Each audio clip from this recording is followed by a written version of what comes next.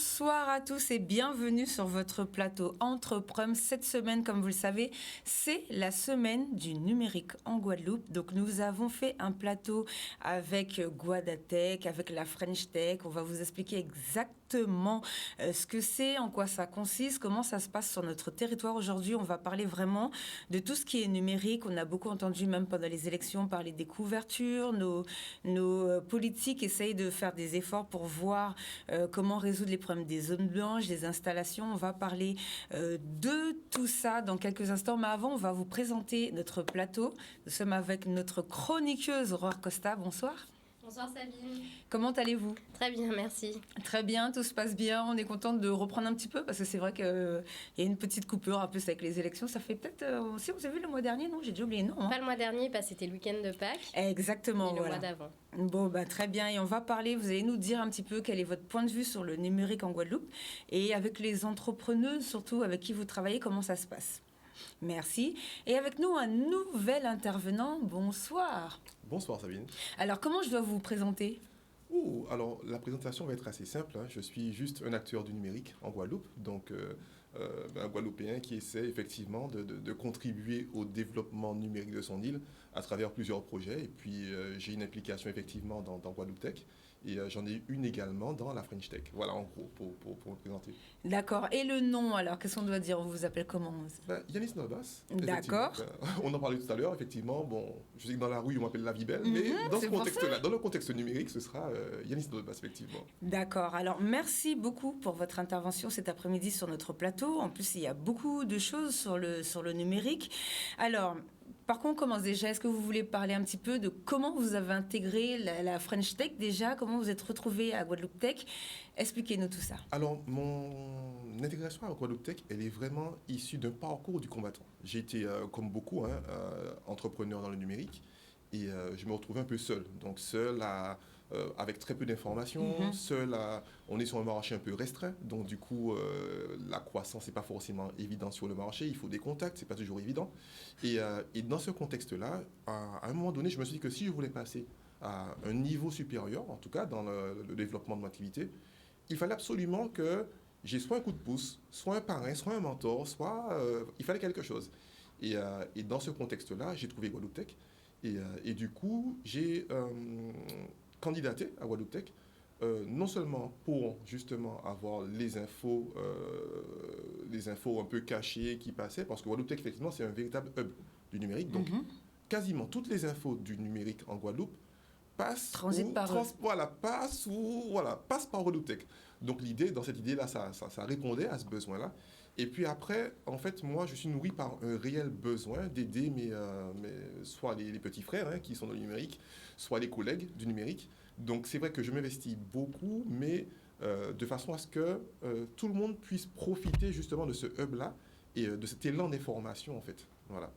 D'accord, alors on avait suivi le parcours, enfin un petit peu de Sébastien de Holmol qui avait été sélectionné, il avait été choisi, il faisait partie des 2 ultramarins à l'époque, il était avec un Réunionnais, qui avait été primé pour la French Tech il y a 2 ans, ensuite il a été choisi l'année dernière. Alors vous travaillez avec lui, vous avez mis des choses en place, comment ça se passe? Actuellement, Sébastien c'est le président de Guadeloupe Tech, donc effectivement Sébastien, son parcours, il est vraiment connu et c'est pour moi, en termes de parcours, ça reste un exemple en fait.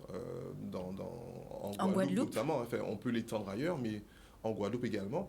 Et en termes de start-up, je parle de vraies start-up avec une vraie croissance, une vraie progression, quitte à lever éventuellement des fonds, donc à avoir un certain niveau de maturité pour dire qu'elles ne sont presque plus start-up au bout d'un moment. On va dire que Sébastien, en fait, pour moi, c'est vraiment l'exemple en Guadeloupe. Il y en a quelques-uns encore.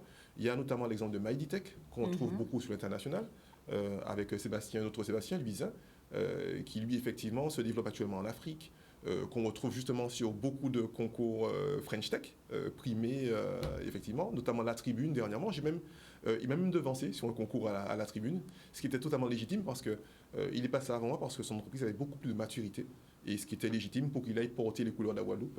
Voilà. Donc du coup, pour répondre à votre question, c'est vrai qu'aujourd'hui, en Guadeloupe, on a quelques-unes, mais on n'a pas énormément de grosses start-up, ce qu'on appelle les licornes, etc.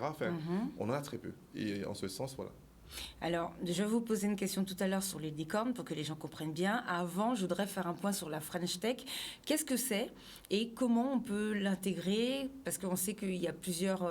je crois en plus ils ont un petit logo pour la France, c'est le coq. Pour nous, c'est le raccoon ici, au local. Alors, qu'est-ce que c'est concrètement comme concept? Alors, la French Tech, c'est un dispositif qui a été créé par l'État français, effectivement, donc pour favoriser l'émergence du numérique. Et c'est vrai qu'aujourd'hui, en Guadeloupe, il y a une distinction entre French Tech, donc qui est vraiment porté par le gouvernement, donc qui est un programme un peu national, et Guadeloupe Tech, qui a une aura vraiment locale. Et il faut savoir aujourd'hui que French Tech, en fait, est piloté par deux associations qui sont Agitech d'un côté et la French Tech, Guadeloupe Tech de l'autre, pardon. Et donc, du coup, on a au sein de la French Tech Guadeloupe, on a une coprésidence, donc avec Kenny Chamougon, côté Agitech, et Sébastien Célestine, côté Guadeloupe Tech. Et aujourd'hui, je fais partie de ce board-là, en fait, où il y a quelques projets qui sont mis en place actuellement, justement pour dynamiser l'écosystème numérique de la Guadeloupe. On a un board effectivement partagé et ça se passe vraiment très bien aujourd'hui. Alors, qu'est-ce que les startups, pour que les gens sachent un petit peu? Et par exemple, on a vu l'émergence de lieux que nous-mêmes nous avons suivis, comme Ereza, par exemple, à Jarry, qui permet à plusieurs entrepreneurs de travailler ensemble. Alors, qu'est-ce que c'est et comment ça fonctionne? Alors, une startup, en fait, c'est une entreprise, effectivement, qui a... Alors, je vais pas être très, très précis sur les chiffres, mais je crois que c'est moins de 10 ans, moins de 11 ans. Et dans l'idée, la startup, en fait, c'est une entreprise qui est en mode lancement.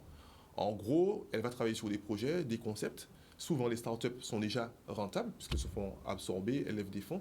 Mais on est vraiment dans cette notion de croissance et d'évolution d'un projet qu'on va porter à maturité, okay, donc dans le numérique ou dans l'innovation. D'accord, et c'est vrai qu'en termes de start-up, on a plusieurs niveaux. Donc on a les projets naissants, effectivement, et on a les start-up qui, elles, vont commencer à soit être rentables elles-mêmes, soit lever des fonds de manière à passer un cap. Donc un cap on prend MyDtech par exemple. MyDtech aujourd'hui est en mesure de développer son activité sur l'Afrique. Donc qui a commencé effectivement ici en Guadeloupe avec les levées de fonds successives et l'aura du projet. Je parlais il y a quelques mois de ça avec le président, Sébastien Luisin. Il est en train de s'associer en Afrique de manière à développer ces produits, qui sont des produits technologiques à destination des agriculteurs, en fait. Donc, pas mal de capteurs et d'outils technologiques pour surveiller justement les exploitations. Et donc, voilà, un peu dans l'idée.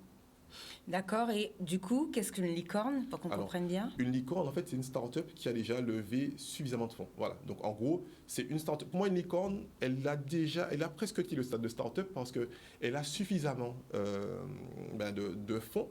Elle a une structure déjà, de manière organisationnelle, elle est déjà bien structurée, avec des équipes pour la R&D, etc. Et en gros, une licorne, pour moi, c'est une start-up qui a déjà une visibilité quasiment internationale, en fait. D'ailleurs, on sait des fois, pour les licornes qui sont cotées en bourse, voilà, des fois, il faut faire attention, parce que quand ça monte trop vite, ça peut redescendre. Ça peut redescendre, exactement. Mais pour moi, quand on atteint ce statut de licorne, on est quasiment plus start-up, quoi, parce qu'on rentre déjà vraiment dans le jeu, on est avec les grands directement. Et on a levé tellement d'argent qu'on est plus... on a plus d'influence que des PME qui sont là depuis quelques années, etc. D'accord. Alors, ça fait combien de temps que vous êtes à Guadeloupe Tech, du coup, vous, personnellement? Alors, bizarrement, moi, je suis le dernier arrivé à Guadeloupe Tech. C'est vrai? Voilà, exactement. Je suis le petit nouveau, en fait. Donc, et comme je vous disais, pour avoir bien bataillé sur plusieurs projets, avoir bien souffert ici pour vous connaissez mieux que les difficultés. Voilà. Et puis, ce qui a valu mon entrée à Guadeloupe Tech, c'est qu'à l'époque, je travaillais sur un projet qui était un projet de marketplace local. Et en gros, ce projet-là, c'était le seul projet à l'époque. On parle de marketplace avec plusieurs boutiques qui vendaient. Donc, il y avait entre 150 et 200 boutiques locales, donc des artisans ou des boutiques locales qui vendaient. Et cette start-up-là arrivait à permettre à ces gens-là de vendre en Suisse, en Belgique, en France hexagonale. Il y a des demandes pour le Canada, etc. Donc, il y avait vraiment cette expérimentation sur le territoire, dans l'accompagnement numérique, d'ailleurs, et puis dans la conduite d'un projet d'envergure. Donc, cette expérience-là m'a valu justement d'avoir une certaine crédibilité qui m'a permis d'être un peu intégré dans Guadeloupe Tech. Donc, ça permettrait aussi de partager l'expérience parce que je ne vous cache pas que pour en arriver là, Il y a eu des petits paliers, on a eu aussi on était à 2 doigts de lever des fonds aussi. Donc on a eu cette expérience-là de lever de fonds de tout le process, hein. Rencontrer les investisseurs, faire rentrer dans les chiffres, les projections, voir les conditions de sortie, d'entrée, enfin voilà. Donc on avait vraiment cette expérience-là, ce qui nous rendait crédibles pour faire partie du conseil d'administration de Guadeloupe Tech. D'accord. Je voudrais vraiment qu'on parle du coup par rapport à votre expérience et de ce que vous avez constaté. Comment vous le sentez sur notre territoire? Parce qu'on a quand même un retard. Avec la crise, tout le monde a dû en plus se mettre sur l'informatique, mais il n'y a pas que l'informatique. Enfin, il y a aussi les problèmes sur les zones blanches. On sait qu'il y a des problèmes de réseau. Comment vous voyez le développement du numérique en Guadeloupe? Alors, la chance qu'on a aujourd'hui, hein, on aurait parlé il y a quelques années de ça, la chance qu'on a aujourd'hui, c'est qu'on a conscience qu'il faille qu'on y aille. Déjà, ça, pour moi, c'est le premier pas parce que ça permet de se poser des questions, ça permet d'avoir des ouvertures, etc.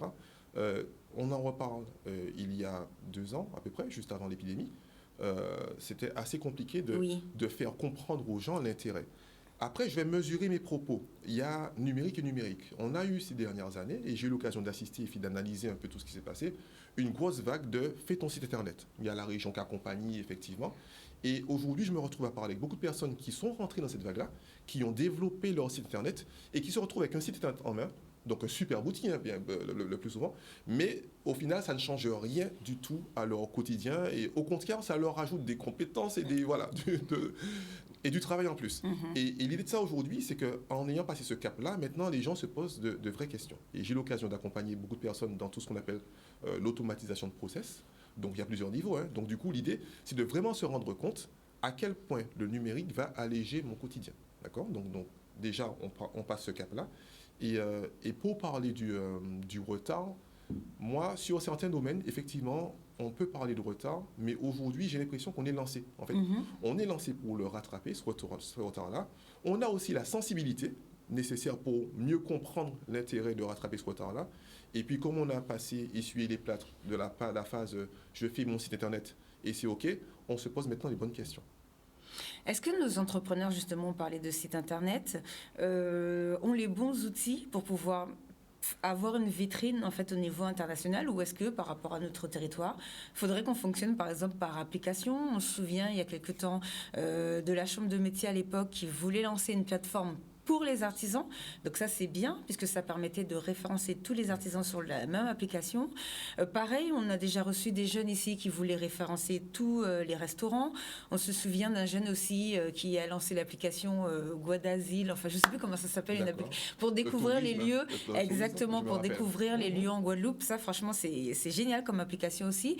Est-ce que ce système serait plus pratique pour nos entreprises que le site internet vitrine classique ou pas? Comment vous le sentez? Alors aujourd'hui, je pense que toute entreprise doit déjà connaître ses cibles, donc savoir à qui elle s'adresse. Et en fonction de ça, selon la cible, on va plus partir sur une application mobile, sur un site internet. Et puis après, l'application mobile, il faut vraiment savoir ce qu'on y met, qu'est-ce qu'on y fait. Est-ce qu'on va faciliter des démarches? Est-ce qu'on va... Et dans l'idée, je pense qu'il y a une vraie réflexion. Parce que c'est facile de numériser, de numériser ses process ou sa vitrine. Mais pour moi, la question fondamentale, c'est qu'est-ce que je veux faire? Je prends le cadre de personnes en fait, que j'ai rencontrées qui fonctionnent avec WhatsApp et je dirais à ces personnes de ne jamais faire de site internet. Ils ont mis en place des process avec WhatsApp ou autre, hein, des choses très simples, mais qui leur amènent du flux, qui ne leur met pas trop de charge parce qu'ils maîtrisent tous les processus et on est OK. Donc l'idée, c'est vraiment de courir au numérique, mais avec un vrai projet, une vraie stratégie aussi. Et souvent, la stratégie, c'est de faire beaucoup plus simple. Je prends un truc très simple, beaucoup d'entrepreneurs ou d'entreprises ont ne serait-ce qu'un carnet d'adresses. Ont des gens qui viennent, des clients qui viennent. Ils ont souvent dans un coin des bases de données. J'en parlais avec un de mes associés sur un projet. Un contact qui avait, lui, près de 50 000, entre 50 et 100 000 contacts dans sa base, mais qui dormait. Et je lui disais, mais tu sais que près de 100 000 contacts, donc tu as presque un tiers, plus d'un tiers, près d'un tiers, voilà, un tiers à peu près de la population. Mais je lui dis, mais il y a des gens qui sont dans la communication qui seraient pas et payés qui vendent, et qui vendent justement de la com sur des contacts qui seraient prêts à payer. En plus, ces contacts sont hyper qualifiés parce qu'ils savent exactement ce qu'ils achètent, quand, où, à quelle période, etc. Donc déjà, je pense qu'on a vraiment cette analyse-là à faire sur ce qu'on a, en fait, qu'est-ce qu'on a en notre possession.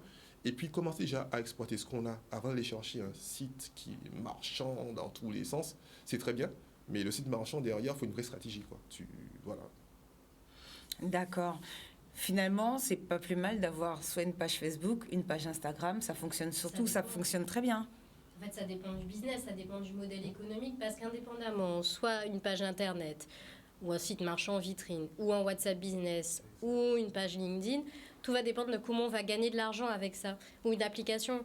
Si on fait des choses juste pour que ça fasse joli et qu'on puisse dire on a un site internet ou on a une page de réseaux sociaux, ça n'a pas d'intérêt. Ça va juste mobiliser des compétences, du temps et de l'argent pour l'entreprise. C'est aller plus loin en fait dans la projection. Il n'y a que si c'est un intérêt économique pour l'entreprise, pour ramener du chiffre d'affaires en plus, que ça va vivre. Si on ne fait pas vivre un site internet, si on ne fait pas vivre une page de réseaux sociaux ou un WhatsApp business ou autre, ça va mourir en fait. Et comment, du coup, comment les gens peuvent savoir ce qui serait idéal pour leur société ? Qu'est-ce qui permet de savoir si vaut mieux mettre du temps dans une page Facebook, dans un site internet ou bien sur LinkedIn ? Comment on fait pour savoir ? Est-ce que c'est en fonction de ce qu'on vend ? Ils doivent solliciter du conseil dans ce cas-là. Il y a aujourd'hui des dispositifs qui permettent de faire des audits de leur organisation. Déjà, la première étape, c'est connaître leur marché. Et quand on connaît ses cibles, quand on connaît son marché, quand on sait ce qui est fait par les concurrents, quand on sait ce qui est fait parfois à La Réunion, parce qu'on peut analyser les bonnes pratiques sur d'autres territoires qui peuvent nous ressembler, mais avec 2 fois plus de population, ça peut nous donner des idées. Parfois, ce qui est fait au niveau national, par exemple, ne correspond pas trop aux besoins ultramarins. Donc, on peut voir comment ça fonctionne à La Réunion, comment ça fonctionne, je sais pas, en Polynésie ou en Martinique. Parfois, nos voisins font de très belles prestations. Donc, la première chose, c'est déjà connaître son marché. Connaître le marché guadeloupéen, faire une analyse de la concurrence, faire une analyse des contraintes du marché, des opportunités, des éventuelles menaces. Une fois qu'on a fait ça, on peut travailler ensuite sur l'entreprise. Elle, qui sont ses clients, qu'est-ce qu'elle a déjà mis en place, qu'est-ce qui fonctionne pas, quels sont ses moyens financiers. Parce que si une entreprise, elle a peut-être 1 000 € à consacrer à sa communication, on ne va pas lui dire de faire des 4x3. Oui, on va lui dire de potentialiser. Moi, j'ai eu, quand j'avais mon restaurant, j'avais plus de retours de clients en faisant une publication sponsorisée sur Facebook. En mettant 5 € par jour, plutôt qu'en faisant une page dans Carumag à 2 000 € par exemple. Donc tout va dépendre, ces éléments. Une fois qu'on a réfléchi sur la stratégie, et ben après on analyse ensuite le retour sur investissement, parce que c'est toujours comme ça qu'il faut réfléchir. C'est 1 € investi pour au minimum 1 € récupéré. Et en fonction ensuite de l'analyse de ce qui a été fait, on pourra dire bon, ça a fonctionné, ça n'a pas bien fonctionné, voilà comment on peut optimiser. Et c'est le principe. Et soit en étant accompagné, soit en intégrant des compétences marketing dans sa structure. D'accord. C'est vrai que pour rejoindre ce que vous disiez, il y a ce process d'évaluation. Parce que je vois beaucoup de personnes qui ont des community managers ou autres, donc ils payent tous les mois. Et quand on analyse un peu l'efficience un peu des communications qui sont faites, on se compte qu'ils ont 2 j'aime, 3 j'aime, pas beaucoup de trafic, pas trop d'engagement. Et dans l'idée, je pense qu'il est bon et opportun de tester. C'est-à-dire se donner 1 ou 2 mois pour voir ce que ça donne. Comme vous disiez très bien, 1 € investi, voir que j'ai mis 200 € sur ma campagne ce mois-ci, est-ce que je suis en mesure d'évaluer, donc si j'ai un magasin, l'affluence, donc est-ce que ça crée du flux, d'évaluer l'impact sur mon chiffre d'affaires, etc. Et puis soit de revoir la stratégie, soit de passer à autre chose. C'est peut-être pas le bon réseau social, c'est peut-être... Voilà. Donc je pense qu'il y a vraiment cette démarche-là un peu itérative, de tester les choses aussi. Si on n'a pas des grands moyens de stratégie, de se payer une stratégie, faut tester, évaluer comme vous disiez. D'accord. Est-ce qu'au niveau de la formation, donc de l'école, on est assez au niveau de la Guadeloupe, je ne sais pas, là par contre si vous savez, parce que c'est peut-être le rectorat, ou il faudra peut-être que je pose la question à quelqu'un d'autre sur ce point, mais est-ce que vous savez si au niveau de l'école, ils apprennent bien aux enfants à utiliser, ça peut être des choses toutes simples, logiciel Word, par exemple Excel, on sait que ce n'est pas forcément bien maîtrisé, alors que beaucoup d'entreprises les demandent. Est-ce qu'au niveau de notre formation, ça pêche un petit peu ou ça s'améliore ? Est-ce que vous avez de l'info sur ça, une info sur ça ? Alors moi, l'info, elle est directe. J'ai des enfants qui sont à l'école, effectivement. Voilà. Et en gros, ils ont... Donc, chez moi, j'ai pas de tablette. Ils n'ont pas de tablette et ils n'ont pas de téléphone du tout. Voilà, ça n'existe plus trop. Pas trop même. Mais effectivement, à l'école, il y a des sessions avec des tablettes pour apprendre justement à utiliser les tablettes, utiliser les logiciels, se débrouiller sur l'outil informatique. Donc, du coup, En tout cas, en ce qui me concerne, je peux faire ce retour-là en disant que ça se passe bien. Après, je ne suis pas dans toutes les villes de Guadeloupe pour faire une expertise globale. Et en parlant d'école, je peux même faire un parallèle parce qu'en ce moment, j'ai la chance d'accompagner des personnes qui étaient en fracture numérique pour leur permettre justement de reprendre goût déjà à l'outil, parce que souvent en fracture, on a peur de l'outil, et puis derrière, d'être à l'aise avec toutes les démarches un peu administratives, parce que plus ça ira, plus on sera un peu embêté si on n'a pas... Et concrètement, je suis assez content de voir que les institutions, donc là c'est le département qui organise un peu cette session-là, s'investissent dans ce domaine-là, dans tout ce qui est lutte contre l'électronisme, etc. Donc je pense qu'on a vraiment des actions qui sont menées en Guadeloupe. Et donc après on peut toujours en faire plus, mais il faut quand même le souligner, on en a vraiment pas mal. D'accord. Et autre question, avant de passer vraiment sur le programme de la semaine du numérique. La semaine dernière, on a fait une émission spéciale avec la DRFIP. D'accord. Et on a parlé des personnes âgées. Donc là, on arrive à une période où il faut déclarer les impôts. Malheureusement, les personnes âgées ne savent pas forcément faire la déclaration en ligne, donc beaucoup ont des déclarations papier. On sait qu'on a une population vieillissante en Guadeloupe. Est-ce qu'il y a des structures, donc ça c'est une question que j'ai posée à la dame de la DRFIP, qui elle, c'est pas forcément, même si elle m'a dit qu'il y a peut-être des associations qui s'occupent de ça. Donc j'ai fait la demande au niveau du département pour savoir s'il y a des gens qui aident ou des structures qui aident les personnes âgées. Est-ce que vous, au niveau de la semaine du numérique, vous avez une réflexion sur ça, le fait que la population soit vieillissante? On sait que maintenant, le système d'impôt a changé. C'est pour ça qu'ils sont venus avec nous, c'est automatisé. Exact. Mais pour ça, il faut faire la première déclaration en ligne, alors que nos personnes âgées sont toujours sur le papier. Elles sont bien souvent seules et isolées. Elles n'ont personne pour les aider à faire cette démarche. Exact. Est-ce que vous avez une réflexion sur ce point, soit pour aider des jeunes à y aller, soit pour peut-être les lancer dans des entreprises sur ça, puisque la population, comme je le répète, est vraiment vieillissante. Donc là, il y a un vrai manque sur notre territoire. Moi, plusieurs fois, j'ai traité le sujet, que ce soit pour les impôts. Maintenant, tout est en numérique. D'ailleurs, on a même reçu ici à Canal la retraite, puisque maintenant, il va falloir déclarer sa retraite directement en numérique. Donc, est-ce qu'il y a des choses de mise en place ou une réflexion qui commence à être faite sur notre territoire pour que l'année prochaine ou dans 2 ans, vraiment maximum, parce que là, il y a déjà, je crois, c'est 1/3 des personnes âgées qui ont des problèmes sur leur déclaration d'impôt, là, d'après ce que nous a expliqué la dame, pour aider cette population vieillissante, pour aider cette population isolée, qui visiblement n'est pas forcément aidée sur notre territoire. Est-ce que ça, vous pensez que c'est quelque chose qui peut être mis en place ? Alors, aujourd'hui, moi, je vois beaucoup d'initiatives en ce sens. Donc, j'ai moi-même contribué, parce que j'avais un projet qui était hébergé au village Baïséa. Donc, il y a vraiment, vraiment beaucoup d'initiatives pour aider les personnes isolées, on va dire, ou en perte d'autonomie. Et dans ce contexte-là, en fait, il y a notamment, donc, je sais que le gouvernement français a mis en place une sorte de programme spécifique, pardon. Et je sais que la ville de Cap-Estéa a ouvert, il y a quelques semaines de ça, un centre d'assistance qui est là pour justement accueillir les personnes. Et donc, je pense que c'est une initiative qui va être un peu déployée au fur et à mesure. Mais je sais qu'il y a voilà, j'ai aussi contribué à aider un peu certaines associations à trouver des idées dans le cadre de l'Agence nationale de la lutte contre l'illettrisme. Donc, c'est une agence effectivement qui est portée par la préfecture. Et en gros, avec cette agence, il y a beaucoup d'initiatives justement, puisqu'elle traite de l'illettrisme et de l'électronisme.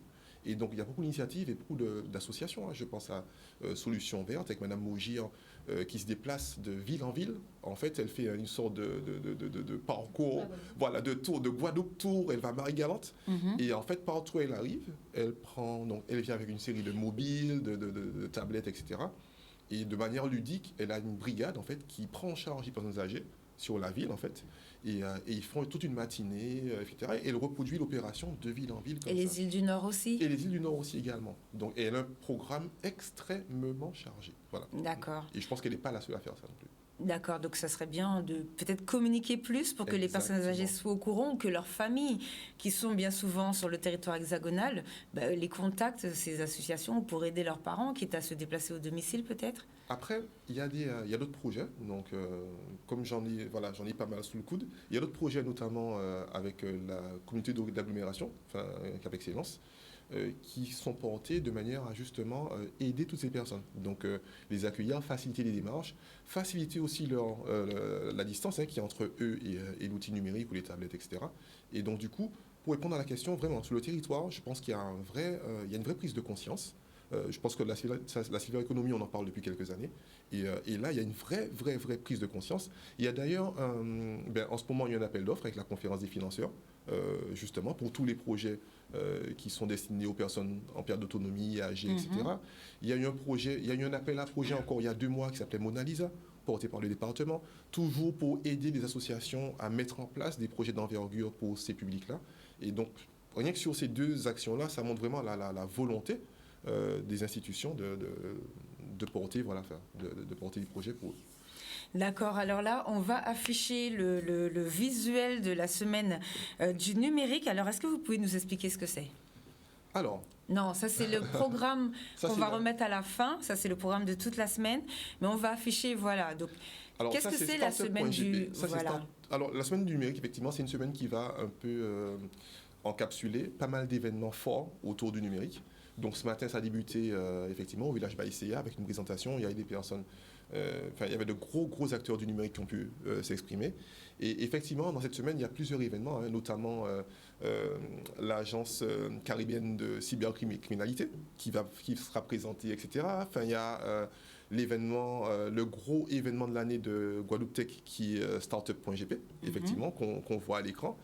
Et effectivement, startup.gp, c'est vraiment un événement dans lequel Guadeloupe Tech a concentré un peu, c'est une sorte de condensé de connaissances et de partage d'expériences sur la vie d'une entreprise. Donc du coup, on va partir effectivement dès le matin, on parlera de peu d'innovation et d'idéation, donc comment avoir des idées, comment lancer des projets, etc.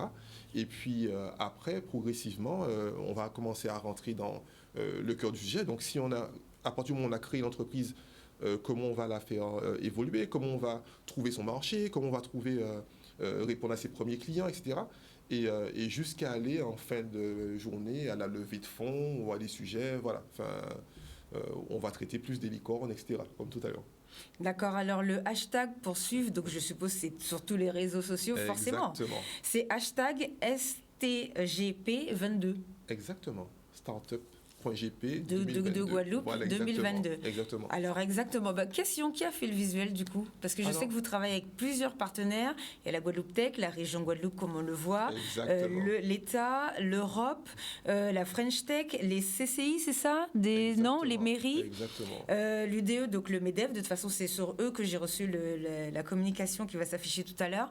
EDF, les 5 000, 10 000 entreprises, c'est quoi ? Marie Projet, Orange. Voilà. C'est 100 000 entrepreneurs, effectivement, qui fait un énorme travail parce que 100 000 entrepreneurs, une de leurs missions, c'est de pouvoir connecter les entrepreneurs aux étudiants, de manière à faire du partage d'expérience, à inspirer, etc. Donc, effectivement, voilà, ils ont le mérite d'être... va falloir nous les présenter, nous les amener même sur le plateau. Avec grand plaisir, je vous le parler de ce qu'ils mettent en place. Avec grand plaisir. Je cite aussi les 2 derniers que je n'ai pas cités, Pôle emploi, et par contre le D, c'est quoi ? Le D en bleu, là, le petit carré D, je ne sais pas, je ne connais pas ce partenaire. Le petit carré. Je m'excuse à l'avance, bien évidemment. Donc Pôle emploi, effectivement, EDF... non, vous ne les connaissez pas et moi, je ne vois pas très bien ce qui est marqué dessus. Bon, c'est Dauphin Télécom, voilà. Ah oui. Qui est partenaire, effectivement. Local en plus. Exactement, partenaire local. Là, il faut vraiment que je me fasse pardonner, il faut qu'on les invite et qu'on puisse parler en plus d'un opérateur local, de parler de ce qu'ils ont mis en place. Donc là, maintenant, on va afficher le programme de la semaine puisque ça commence aujourd'hui, la semaine du numérique. Alors, quelles sont les différentes choses qui sont mises en place ? Tout ça, c'est où ? Ça se passe où, tout ça ? Alors, déjà ce matin, c'était au village Baïséa, d'accord ? Donc demain, il y a une présentation effectivement aux Abîmes. Aux Abîmes, exactement. Demain après-midi. Et là, effectivement, c'est la présentation, comme je disais, de l'agence caribéenne de la lutte contre la cybercriminalité. Donc là, on va traiter effectivement de tout ce qui est piratage, intrusion. On sait notamment qu'en Guadeloupe, on a eu beaucoup... Alors, on n'en parle pas trop, mais il y a plein de personnes qui se sont fait pirater. Mais j'allais vous poser la question. Avec des demandes de rançon. Voilà. Donc ça, c'est un truc qui est un peu plus... Voilà. Et les gens, généralement, n'en parlent pas parce que c'est pas très glorieux ni glorifique de dire que son système de sécurité a plein de trous et qu'on s'est fait délester de tant de centaines de milliers d'euros, etc. Donc ça existe. Et d'ailleurs, à ce sujet, il y a une carte qui est visible sur Internet, donc je ne sais pas l'adresse exacte, mais qui permet de voir les attaques dans le monde en temps réel. Et surtout qu'on s'est déjà fait pirater en Guadeloupe, dernièrement encore, et je voulais justement faire une émission. J'ai contacté quelqu'un pour faire une émission spéciale sur ça, Exact. parce qu'on en a déjà parlé ici, effectivement. Donc après le jeudi, 8h-18h, pareil, terre Voilà. d'innovation digitale. Exactement. Donc c'est où, par contre, lieu Hub Innovation Technologique de Guadeloupe Tech. Donc c'est à Jarry, ça? Exactement, c'est à Jarry. Donc C'est où, à Guadeloupe Jarry? Tech, alors, pour bien expliquer Guadeloupe Tech, on n'est pas loin d'Autour de Bébé. Donc, il y a l'AXA, le bâtiment d'AXA et le bâtiment autour de Bébé. Donc, c'est quand on va vers Point S, en fait, en sortie de la voie verte. Et entre ces deux bâtiments, il y a une rue. Et on est tout au fond à gauche, en haut. Donc, c'est noté, c'est balisé. Et on a un superbe tiers-lieu que tout le monde, que tout le monde apprécie. Enfin, il fait bon y être. Je ne sais pas si vous avez eu l'occasion, Sabine, de venir. Non, pas encore. On m'invite Non. jamais, moi. On me demande toujours pourquoi je viens pas. À part Aurore qui m'invite tout le temps. Vous avez On me dit l'occasion toujours je suis pas là, mais on m'invite jamais. Si Du les coup, entrepreneurs, eux, m'invitent tout le temps. alors, je vous invite jeudi à passer au tiers-lieu, parce qu'il y aura tout un programme de conférences, toutes aussi intéressantes les unes que les autres. Et puis à On va découvrir aller ce filmer tiers-lieu vraiment qui plaît beaucoup aux entrepreneurs. D'ailleurs, on accueille de temps en temps des équipes qui viennent travailler et qui viennent justement faire les cerveaux bouillir. Et voilà, faire du exactement. brainstorming. Avec l'effervescence et tout. Ouais. Bon, bah, c'est très bien. Et vendredi, donc à 12h30, il y a le déjeuner de clôture organisé par le MEDEF. Donc plus d'informations, vous appelez Pauline Régule à l'UDE MEDEF. Enfin, Absolument. maintenant, c'est l'Union des entreprises de Guadeloupe. Absolument. Merci beaucoup pour toutes ces informations. Alors, Aurore, qu'est-ce que vous en pensez? De toute façon, on est obligé d'y passer. Après, on a une infrastructure aujourd'hui qui va devoir évoluer rapidement, puisque Orange nous avait promis la fibre en 2021 et on y est encore loin. Oui. Mais oui, c'est important, c'est incontournable, surtout quand on est une île. Si on veut s'ouvrir au niveau commercial et ne plus, on va dire, subir le fait d'être un petit marché, il faut qu'on puisse aller au-delà des frontières et ça passe forcément par l'évolution du numérique, enfin, en tout cas vers la transition digitale pour pouvoir vendre au Canada, en Suisse, en Afrique francophone, partout où il y a notre savoir-faire et nos compétences qui sont appréciées et bien vues. D'accord. Alors aujourd'hui, du coup, on va parler de quoi? Vous allez nous faire... Qu'est-ce que vous constatez aujourd'hui? Qu'est-ce que vous nous dites sur ça? Alors, par rapport aux femmes, en tout cas, c'est qu'il y a de plus en plus de femmes entrepreneurs sur cette notion thématique. Tech. Voilà, D'accord. C'est bien ça. Qui était plutôt réservé, c'était un univers qui était plutôt masculin. Et là, on voit de plus en plus de femmes. Il y a Betty Fosta, entre autres, qui a porté les couleurs de Guadeloupe Tech pendant plusieurs années et qui aujourd'hui nous représente à l'international. Avec Black Woman in Tech, où elle a un poste et elle nous représente fièrement pour la Caraïbe. C'est important qu'on puisse développer les filières du numérique en Guadeloupe et je ne sais pas qui porte le projet ou qui va le développer, mais rapidement, il faut qu'on développe des filières sur des community managers, des data analysts, du développement, de l'infographie, du montage vidéo. Il y a quelques centres de formation qui le font, mais je pense qu'il faut passer à la vitesse supérieure. À la vitesse supérieure. Toujours pareil, hein, je pense que la formation, ça sera toujours le nerf de la guerre. Pour que définitivement, que les employeurs qui recrutent arrivent à trouver des compétences en Guadeloupe qui correspondent à leurs besoins. Alors, justement, je pose la question. Nous avons fait une émission avec le Pôle emploi. France Antilles était là et nous disait qu'ils n'arrivaient pas à recruter de community managers. Or, le Pôle emploi, eux, nous disent qu'ils ont des gens pour le poste, quoi. Mais visiblement, ça ne matche pas. Est-ce que vous savez...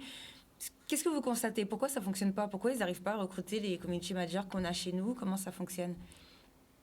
Parce qu'on nous dit toujours après, il faut faire venir de l'extérieur. Il y a plusieurs niveaux. C'est que déjà, quand on arrive dans une entreprise et qu'on développe la partie digitale, souvent, on va dire que c'est un peu... la transition numérique, c'est un peu le truc que le chef d'entreprise fait par obligation, mais sans avoir vraiment envie, sans vraiment comprendre pourquoi il le fait, parce qu'à la limite, il peut être bien comme il fonctionne, et sans les moyens qui peuvent être mis en place. Souvent, quand on va développer du coup un site internet qui va nécessiter la mise en place de nouveaux outils, d'une plateforme digitale, de l'animation sur une communauté, de la création de nouveaux contenus, forcément, ça va s'accompagner de dépenses en interne ou en externe. Dans les deux cas, ça va mobiliser de la trésorerie. Donc, il faut vraiment réfléchir en amont à effectivement combien ça va rapporter à l'entreprise parce que ce supplément de chiffre d'affaires va permettre de financer des dépenses supplémentaires au niveau du community management, de la publicité sponsorisée, du développement, de l'infographie, bref, de l'évolution de site. Et ça, aujourd'hui, comme le budget est souvent sous-évalué, on a l'impression qu'on peut prendre un community manager et le payer une petite monnaie, 200 € par exemple. Oui. Et ce 200 ou 300 € aujourd'hui, un community manager qui a une compétence, sachant que c'est un métier qu'on peut faire à peu près partout. Quand un community manager, je suis un peu enrhumée, quand un community manager, il travaille en Guadeloupe, il faut qu'il soit payé à son juste prix, parce que s'il travaille avec d'autres clients, peut-être au Canada ou en Afrique francophone ou même en France hexagonale, il sera bien payé. À distance, il sera peut-être mieux payé en Guadeloupe. Donc il y a cette notion aussi de juste rémunération par rapport à ses compétences, parce que vu qu'il y a du travail, nos offres guadeloupéennes sont concurrencées avec toutes les autres offres au niveau national, par exemple. Donc, il y a ce premier niveau, je pense. Après, c'est surtout l'organisation. On le fait aujourd'hui qu'un community manager, il va être recruté. On va lui dire peut-être débrouille-toi. On ne va pas forcément réfléchir en amont à c'est quoi notre stratégie de communication, combien on veut récupérer de clients par un site internet, par une application, par peu importe, du WhatsApp Business. Et on va un peu lui dire, on va faire un peu comme tu veux, Tu fais quelques visuels sur Canva, tu publies une fois par semaine, enfin, débrouille-toi. Et sauf que le débrouille-toi, quand on est jeune diplômé, qu'on vient chercher une expérience, qu'on fait ses armes, peut-être qu'on vient de rentrer en Guadeloupe alors qu'on vivait dans une grande ville, ça fait peur, le débrouille-toi. Il faut qu'on apprenne aussi à mieux accueillir nos jeunes talents en entreprise. Et c'est pas valable que pour le poste de community manager, c'est valable pour tous les postes. Donc, je pense que c'est des freins à l'embauche. D'accord. Donc, en fait, il faut que l'entreprise ait une ligne. Donc, ça veut dire qu'elle-même, il faut qu'elle ait cette réflexion. Parce que bien souvent, elles ne l'ont pas ici. Oui, il faut qu'elle ait cette réflexion. Il faut qu'il y ait une fiche de poste détaillée. Il faut qu'elle réfléchisse au budget qu'elle veut y consacrer. Qu'elle sache que c'est un investissement, mais que ça peut déboucher sur de nouveaux marchés et un chiffre d'affaires supplémentaire. Et oui, qu'à un moment, la rémunération elle est importante. Alors, je sais qu'aujourd'hui, les entreprises, elles sont toutes un peu... C'est difficile au niveau de la trésorerie. C'est toujours un double discours. Ouais. On comprend les problématiques du chef d'entreprise, on comprend les problématiques de celui qui veut travailler et pas forcément être payé au SMIC, parce que quand tu es payé au SMIC alors que tu as fait 3 ans, 4 ans, 5 ans d'études, c'est compliqué et c'est en dessous de ce qui était imaginé dans notre tête d'étudiant. À un moment, soit il faut plus de dispositifs d'accompagnement, d'aide à l'embauche, donc qu'on sollicite plus Pôle emploi, au moins pour la première ou les deuxièmes années sur un contrat PEI, PEC. Il y a l'emploi boussole. Il y a plusieurs dispositifs qui peuvent aider le chef d'entreprise pour la prise en charge de cette création de poste. Et réfléchir en amont à la stratégie globale de l'entreprise et c'est la manière dont il va intégrer le nouveau collaborateur. Et au niveau de la formation, est-ce qu'il faut une formation spécifique puisque après les entreprises nous disent, les community managers qui sont sur place, on n'en veut pas. Donc est-ce qu'il faut faire quelque chose de spécial, de particulier ou ça fonctionne comment ? Il y a des formations de community manager. Après, il y a des formations aussi pour animer ses réseaux sociaux où en 2 jours, en 3 jours, il y a le campus digital, entre autres, qui le fait très bien en ligne. Mathieu Party, qui est guadeloupéen et qui monte des programmes. Après, c'est une sensibilité d'animer une communauté. En vrai, c'est plus sur le terrain. Il y a forcément des éléments de base, parce que pour maîtriser un Google AdWords, un référencement, optimiser... bref, il y a des notions techniques. Mais après, c'est surtout la sensibilité. C'est aimer les réseaux sociaux, aimer la communauté, aimer communiquer, travailler sur... l'écriture, le français, moins une faute d'orthographe, et être créatif, en fait, être force de proposition, parce que l'entreprise qui fait appel à un community manager, elle a envie que ça soit un plus, que ce soit un bonus. Il y a des formations qui existent. Il y a des formations initiales. En Guadeloupe, je ne les connais pas, pour les formations initiales plus longues. Ah oui, il y a l'IUTS qui fait, me semble-t-il, une formation marketing digital en alternance. Et en France, sinon, c'est des formations courtes. C'est plus pour les employés qui sont déjà en poste et qui veulent avoir des compétences complémentaires. D'accord. Et au niveau, sinon, plus globalement, sur le numérique en Guadeloupe, qu'est-ce que vous remarquez de particulier ? Est-ce que vous trouvez qu'il y a de bonnes avancées ? Oui, il y a de bonnes avancées. Je pense que... Alors, il y a eu l'histoire, il y a le chèque TIC qui, donc pour les 10 000 € octroyés par la région. Alors ça, pour moi, ça a ses avantages et ses inconvénients. C'est que du coup, d'un côté, on a constaté une inflation du prix pour la création d'un site internet, parce qu'un site internet vitrine, c'est censé être 1 000 ou 2 000 euros, pas tellement plus. Un site internet marchand, ça a un intérêt que si derrière, il y a une plateforme logistique en place, pour les une gestion produits, de données, des CRM, une plateforme de livraison, enfin bref, quelque chose qui est mis en place pour que ça fonctionne. Donc je ne vois pas l'intérêt de mettre en place un site marchand si derrière, c'est juste pour faire joli. Oui.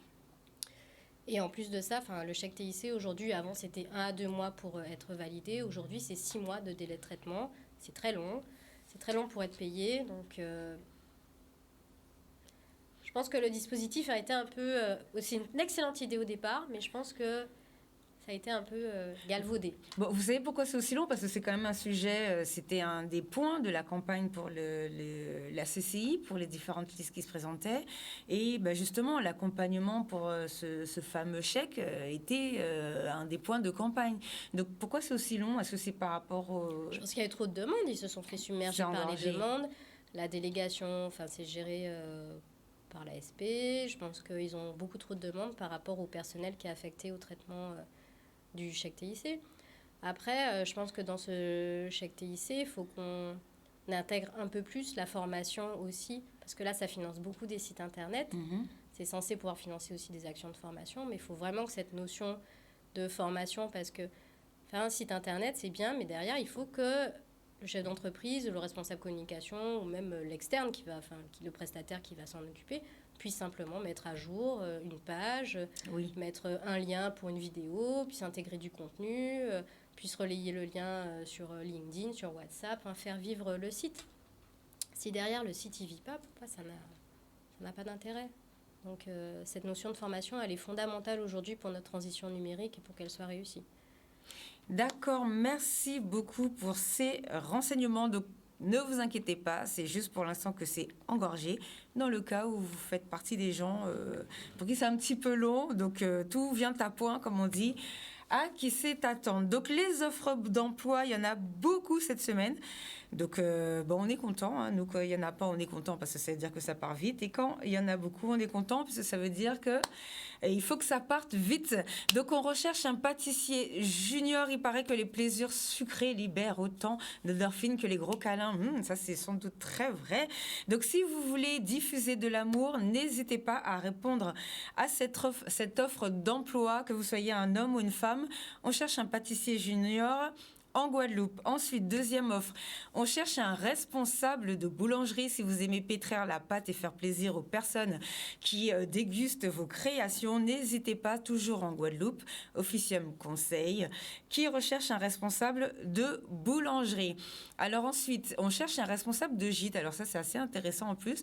Que vous soyez un homme et une femme, c'est toujours pour un poste en Guadeloupe. Si vous voulez travailler dans un milieu idyllique et vous assurer une bonne gestion des gîtes, n'oubliez pas d'aller rapidement prendre les références, papier, stylo, pour appeler Officium Conseil et vous postuler, que vous soyez un homme ou une femme d'ailleurs. Ensuite, la prochaine offre, responsable de magasin, donc toujours homme ou femme, si vous êtes en Guadeloupe. En plus, vous savez que ce qu'on vous propose au niveau des offres, c'est toujours vraiment bien payé. On vous donne toujours de bons plans, donc n'hésitez pas à appeler. Il en reste une dernière. Donc pour les offres d'emploi, voilà, si vous êtes un homme ou une femme, on cherche un technicien de téléphonie mobile, toujours un poste en Guadeloupe. Vous appelez Yannick Jotam, toujours au 06 90 95 81 51, 06 90 95 81 51. Ensuite, pour le RSMA, il faut savoir qu'il y a des formations et des choses qui sont mises en place. Donc, on a besoin d'apprentis sur notre territoire, donc pour avoir de futurs artisans. Donc, vous pouvez aussi vous former au niveau du RSMA. On a commencé, comme vous le savez, à mettre des choses en place avec eux, parce qu'au niveau de l'artisanat et de l'apprentissage, il faut vraiment accélérer et mettre les bouchées doubles. Donc là, ils ont des postes à pourvoir. Donc, ils ont 20 postes de volontaires techniciens pour le mois de juin et le mois de juillet à pourvoir. Donc, si vous êtes un jeune avec un premier diplôme pour une première expérience professionnelle, soit en travail administratif, soit en aide moniteur, vous pouvez postuler. Ce sont des filières de formation, on va repasser les affiches, hein. Ce sont des filières de formation qui recrutent en juillet, donc pour les métiers du bois, pour le métier de maçon, carreleur. Donc vous voyez, pour les métiers du bois, ça vient de s'afficher. On va laisser encore juste vraiment 3 secondes les offres d'emploi. Donc, menuiserie charpentier. Donc, ce sont des formations de 10 mois. Donc, allez vous inscrire, les jeunes apprentis, là, au RSMA.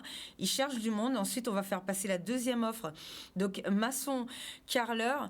Donc, cimentation et pose de carreaux. C'est une formation de 12 mois. Vous contactez tout de suite le RSMA si vous avez un enfant qui ne sait pas trop quoi faire. Il est un petit peu mêlé. Vous allez inscrire l'enfant. En plus, en Guadeloupe, on cherche des maçons.